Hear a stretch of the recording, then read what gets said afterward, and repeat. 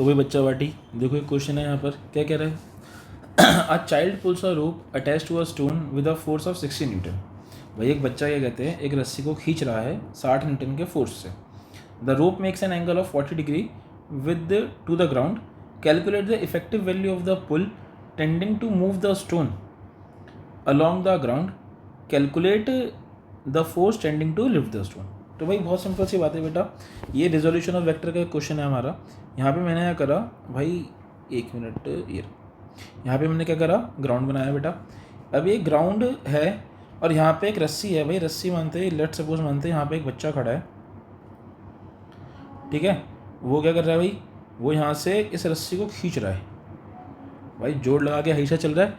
अब बेटा जब ये बच्चा इस रस्सी को खींच रहा था तो वो क्या लिखा, child pulls a rope attach to a stone with a force of 60 newton. मतलब कि ये बच्चा इस रस्सी को पुल कर रहा है, अपनी तरफ खींच रहा है, पुल कर रहा है with the force of 60 newton. भाई 60 न्यूटन का फोर्स लगा के बच्चा पुल कर रहा है। Calculate the effective value of the pull tending to move the stone along the ground.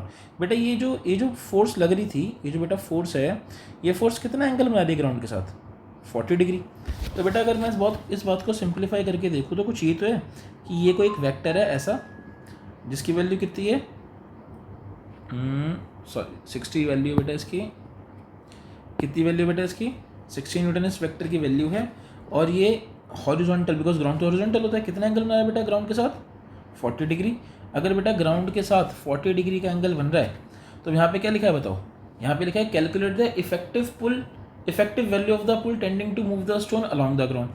बेटा इसका मतलब क्या होगा, अगर मैं इसको रिजोल्यूट करूँ इसके दो फॉर्म में, तो यहाँ पे क्या होगा बताओ, यहाँ पे क्या आएगा एफ एक्स कॉम्पोनेंट, यहाँ पे क्या आएगा एक एफ वाई कॉम्पोनेंट। बेटा ये एफ एक्स कॉम्पोनेंट किसके बराबर होगा, एफ कॉस 40 के, और ये किसके बराबर होगा, एफ साइन 40 के, करेक्ट। अब बेटा अगर मैं cos 40 sin 40 की बात करूँ, देखो बेटा आपको 40 डिग्री की वैल्यू नहीं पता तो हम अपने आंसर को 40 डिग्रीज में ही छोड़ेंगे, ठीक है।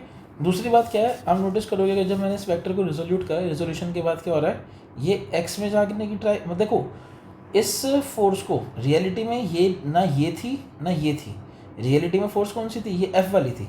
बट जब मैंने इसको तोड़ा तो ये दिखाना चाह रहा है कि भाई ये वाली फोर्स अगर एक्स एक्सेस में लग रही होती तो कितनी लग रही होती, एफ कॉस 40, और अगर वाई एक्सेस में लग रही होती तो कितनी लग रही होती, एफ साइन 40।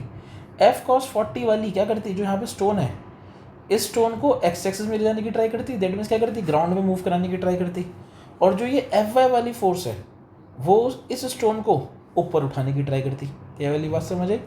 तो बेटा जो सबसे पहले क्या लिखा है, effective value of the pull tending to move the stone along the ground. जो वो वाली फोर्स, वो वाला पुल फोर्स जो इस स्टोन को ग्राउंड में मूव कराने की ट्राई करेगा।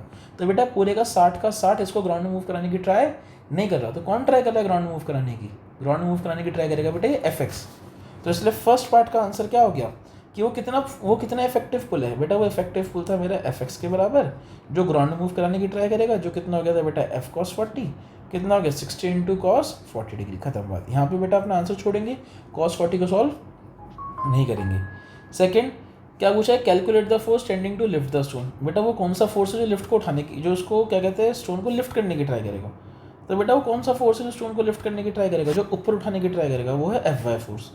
तो बेटा एफ वाई कितना हो गया, एफ साइन 40 डिग्री, तो कितना हो गया 60 साइन 40, खत्म बात। बेटा यहाँ पे मेरा आंसर क्या हो गया, खत्म। आई होप आप सारे बच्चे इस बात को समझ पाते होंगे कि कभी भी कोई एक वेक्टर काम कर रहा है तो बेटा वो वेक्टर के इफेक्ट दो एक्सेस पे देखे गए, यहाँ पर कहाँ पे एक्स एक्सेस पर, और एक कहाँ देखा गया वाई एक्सेस पे। बेटा जो एक्स एक्सेस वाले इस वाले वेक्टर का इफेक्ट था वो उसको उस ऑब्जेक्ट को एक्स एक्सेस में मूव कराने की ट्राई करेगा, और जो वाई एक्सेस पे जो इफेक्ट देखा गया बेटा वो उस ऑब्जेक्ट को वाई एक्सेस में मूव कराने की ट्राई करेगा। आई होप आप सारे बच्चों को समझ आया होगा। अगर कोई प्रॉब्लम होगी तो बेटा क्लास में पूछ लीजिएगा।